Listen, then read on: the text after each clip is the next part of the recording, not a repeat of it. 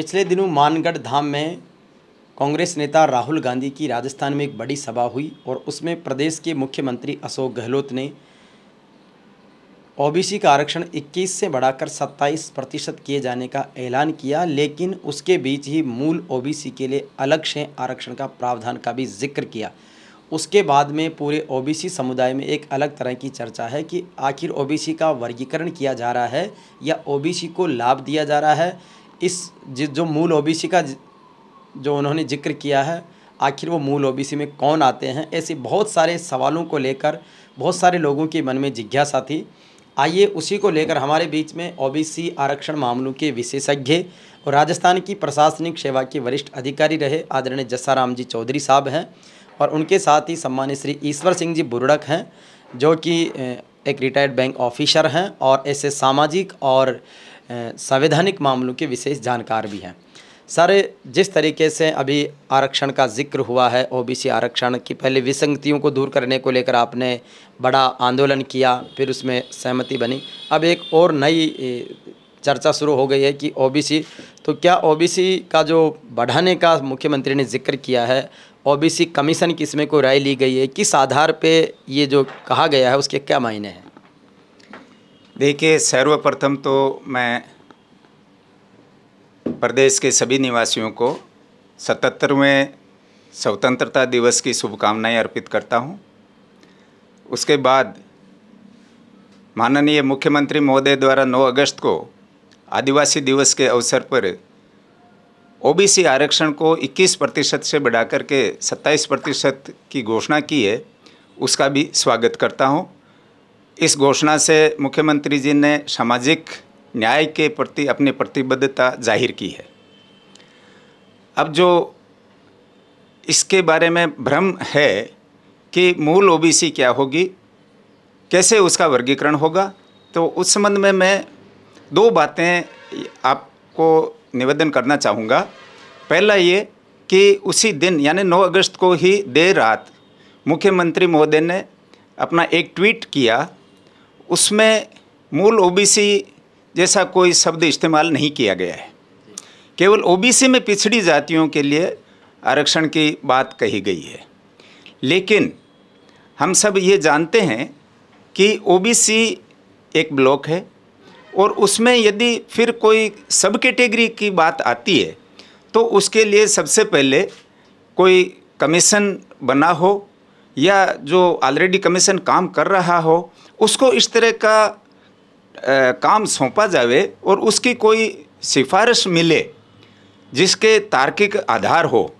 तो ही ये वर्गीकरण संभव है। इस संबंध में अभी हाल ही में 2 अगस्त 2023 को ही केंद्र सरकार द्वारा जो आज से 6 साल पहले रोहिणी आयोग का गठन किया गया था, उसकी रिपोर्ट राष्ट्रपति महोदया को प्रस्तुत हुई है। लेकिन इस रोहिणी आयोग के समक्ष भी राजकीय सेवाओं में गत 5 साल में जो नियुक्तियां दी गई, उसमें किस जाति के, किस वर्ग के लोगों को, कितने लोगों को नियुक्तियां मिली, इसका तो उन्होंने सर्वेक्षण किया है। लेकिन उस जाति की जनसंख्या कितनी है, उसकी देश या प्रदेश में कुल जनसंख्या में उनका अनुपात कितना है, और वो जाति जिस वर्ग को बिलोंग करती है, यानी वो ओबीसी में है या एससी में है या एसटी में है, और उस वर्ग में उस पर्टिकुलर जाति का प्रोपोर्शनेट समानुपात क्या है, इसका पूरी जानकारी तो तभी हो सकती है जब जातीय जनगणना करवाई जावे। इसलिए इसका उपवर्ग बनाने में सबसे बड़ी जो बाधा है वो ये है कि उस जाति की या बल्कि किसी भी जाति की जनगणना क्या है, इसका ज्ञान आज की तारीख में हमारे पास नहीं है। तो निश्चित रूप से जातिगत जनगणना इसमें सबसे बड़ा फैक्टर रोहिणी आयोग का जिक्र हुआ। अभी सारे ये भी कहा गया है कि ओबीसी का ये वर्गीकरण किया जा रहा है, विभाजन किया जा रहा है, तो मूल ओबीसी जो 6% उन्होंने बताई है, वो मूल ओबीसी कौन है और किस तरीके से उनको लाभ? मूल ओबीसी के बारे में, राजस्थान के बारे में एक भ्रम तो ये पाला जाता है कि जो सबसे पहले राजस्थान में ओबीसी को आरक्षण की घोषणा हुई और अधिसूचना जारी हुई, उसमें जो जातियाँ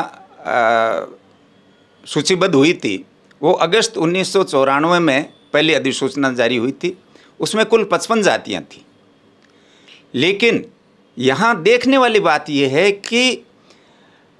ओबीसी की पिछड़ी जातियों का, अब उस मूल ओबीसी में तो हर तरह की जातियाँ थी,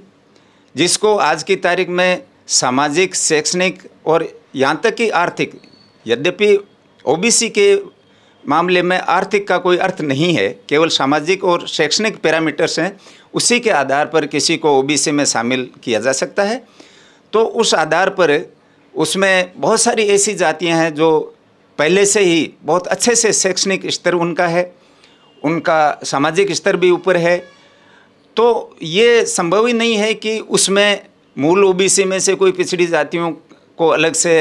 वर्गीकृत किया जा सके। मैं पुनः यही बात दोहराना चाहूँगा कि यदि ओबीसी में किसी भी तरह के उपवर्ग के बारे में केंद्र सरकार या राज्य सरकार भी सोचती है, तो सबसे पहले उनको जातीय जनगणना का आधार लेना होगा। उस जातीय जनगणना के पश्चात ही, और जब उस पर्टिकुलर जाति की जनसंख्या की सही मात्रा की जानकारी हो जाए, उसके बाद ही इसके बारे में विचार किया जा सकता है। हमारे बीच ईश्वर सिंह जी बुरुड़क हैं। सर, आपकी भी कोई क्वेरी है, इसको लेके अपनी राय? आरक्षण वाला मुद्दा मेरी नज़र में पूर्णतः राजनीतिक होता है। जब जब भी चुनाव आते हैं, सरकारें घोषणा कर देती हैं और एक जनता का जो आक्रोश होता है उसको शांत करने की कोशिश की जाती है। मेरा स्पष्ट मानना है, जब तक जातिगत जनगणना नहीं होगी, संबंधित आयोग की कोई रिपोर्ट प्रस्तुत नहीं होगी, ये सारे निर्णय केवल जनता को एक सांत्वना दे सकते हैं, बाकी ये लागू नहीं हो सकते। मेरे को लगता है सरकारें इसमें कुछ लेकुना रख के और जल्दीबाजी में निर्णय कर लेती हैं ताकि ये मामले आगे जाके कोर्ट में चैलेंज हो और लंबा समय उनको मिल सके। बाकी ऐसा कुछ है नहीं कि इतना जल्दी इससे किसी भी वर्ग को कोई फ़ायदा होगा या नुकसान होगा। सर, इसमें अभी जैसा बुरुड़क साहब ने कहा कि राजनीतिक है, तो क्या सर कानूनी रूप से इस साल में सरकार इसको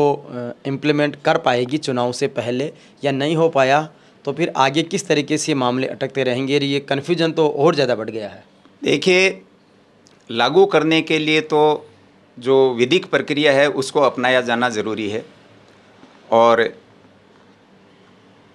हम सबको इस बात की जानकारी है कि ओबीसी और इसके अलावा भी अन्य जो आरक्षित वर्ग है उनके आरक्षण में अभिवृद्धि की कार्रवाई कुछ स्टेट्स के द्वारा पहले की गई है, जिसमें कर्नाटका है, मध्य प्रदेश है, झारखंड है, छत्तीसगढ़ है। लेकिन उनके द्वारा विधिवत रूप से अधिनियम बनाने के बाद कुछ स्टेट से तो गवर्नर महोदय की सहमति भी मिल गई, लेकिन किसी भी राज्य में, इन चारों राज्यों में से भी किसी भी राज्य में जो अभिवर्धित प्रतिशत है आरक्षण का, वो अभी नहीं मिल पाया है, क्योंकि जो कानूनी प्रक्रिया है वो पूरी अपनाई जानी ज़रूरी होती है। लेकिन हाँ, ये हम इस बात से आशान्वित ज़रूर हो सकते हैं कि चूँकि मुख्यमंत्री महोदय ने इसकी घोषणा की है, तो वो इसको मूर्त रूप देने के लिए एक कैबिनेट का निर्णय लेकर के और प्रशासनिक, क्योंकि प्रतिशत जो बढ़ाने का होता है उसमें किसी भी आयोग का कोई सरोकार नहीं होता है। इसी महीने जब हम 16 अप्रैल को सबसे पहले मुख्यमंत्री महोदय को उनके सलाहकार निरंजन आर्य साहब के मार्फत ज्ञापन प्रस्तुत किया था, जिसमें ओबीसी की 21 की जगह 27% आरक्षण करने का, साथ ही साथ अनुसूचित जाति और जनजाति के भी जो जनसंख्या के अनुरूप ही उनका आरक्षण में अभिवृद्धि करने का भी हमारे ज्ञापन में डिमांड की गई थी। उसके पश्चात 24 अप्रैल को हम राजस्थान ओबीसी आयोग के अध्यक्ष श्री भवरू खान जी जज साहब से भी हमने मुलाकात की, तो उन्होंने एक्ट का प्रावधान बताया, और बाद में हमने भी देखा कि 2017 का जो राजस्थान ओबीसी एक्ट बना हुआ है उसके धारा 9 में ऐसा कोई शक्तियाँ ओबीसी आयोग को नहीं दी गई है जिसमें वो आरक्षण में अभिवृद्धि की अनुशंसा कर सके। उनको ये शक्तियाँ हैं कि वो किसी भी जाति को ओबीसी के योग्य मानती है तो उसके लिए अनुशंसा कर सकते हैं। लेकिन अभिवर्दी एक प्रशासनिक निर्णय के आधार पर होता है और मुख्यमंत्री महोदय और राजस्थान सरकार आज भी ये काम अच्छे से कर सकती है कि इस घोषणा के अनुरूप 21% को बिना किसी फर्दर वर्गीकरण के 27% लागू करने के लिए अधिसूचना जारी करवाएं। तो इसके साथ ही सर, पिछले दिनों ओबीसी आरक्षण की विसंगतियां दूर करने का, लेकिन भर्तियों में बच्चों को लाभ नहीं मिला और एक तरफ कहा गया है कि हमारे आंदोलन की जीत हो गई है, लेकिन क्या उसका फायदा मिल पा रहा है इन भर्ती? जी हाँ, ये जो आपने कहा ये भूतपूर्व सैनिकों के लिए जो राजस्थान में आरक्षण की व्यवस्था की गई है उससे संबंधित था। इसमें हम ये तो नहीं कह सकते कि लाभ नहीं मिला है, लेकिन हाँ आंशिक लाभ से हम वंचित भी रह गए। जो प्रक्रियाधीन भर्तियां थी उसमें इसको लागू करने के लिए कैबिनेट की एक सब कमेटी बनाई गई थी, माननीय BD कल्ला साहब काबीना मंत्री महोदय की अध्यक्षता में। लेकिन उस सब कमेटी के द्वारा इसमें अभी तक भी कोई पॉजिटिव रिपोर्ट प्रस्तुत नहीं की गई है। इसकी वजह से प्रक्रियाधीन भर्तियों में इसको लागू नहीं किया जा सका। लेकिन 7 दिसंबर 2022 के पश्चात जो भी अधिसूचनाएं जारी हुई है, विज्ञप्तियां जारी हुई है इसके भर्तियों के लिए, सीधी भर्तियों के लिए, उन सब में ये लागू हो गया। और सबसे ज़्यादा जो इसमें लाभ मिला है वो जो रीट एग्ज़ाम के थ्रू टीचर ग्रेड 3 लेवल 1 और लेवल 2 जिनकी अब नियुक्तियां होनी है उसमें इसका लाभ मिला है। 7 दिसंबर 2022 के पश्चात जो भी विज्ञप्तियां भर्तियों के लिए जारी होगी उन सब में इस संशोधित प्रावधान लागू हुए हैं। इसलिए ये बात तो सही है कि आंशिक रूप से उसके लाभ से वंचित रह गए हैं नौजवान, जिसके लिए उनमें निराशा भी है। हमारी तरफ से पूरी कोशिश की गई है, अभी भी जारी है कि प्रक्रियाधीन भर्तियों में इसको लागू किया जाए। और पहले लागू किया गया 2019 में MBC और EWS के लिए इस तरह का प्रावधान किया गया है, तो लागू करने में कोई समस्या नहीं है, विधिक बाध्यता तो नहीं है। लेकिन अभी तक भी कैबिनेट सब कमेटी की अनुशंसा प्राप्त नहीं हुई है, जिसकी वजह से उस लाभ से वंचित हैं। तो निश्चित रूप से ये सब चीज़ों को लेकर अब आपके बहुत सारे संशय क्लियर हो गए होंगे, और भी OBC आरक्षण को लेकर जब भी कोई नई चर्चा होगी तो उस पर फिर हम आपसे मुखातिब होंगे।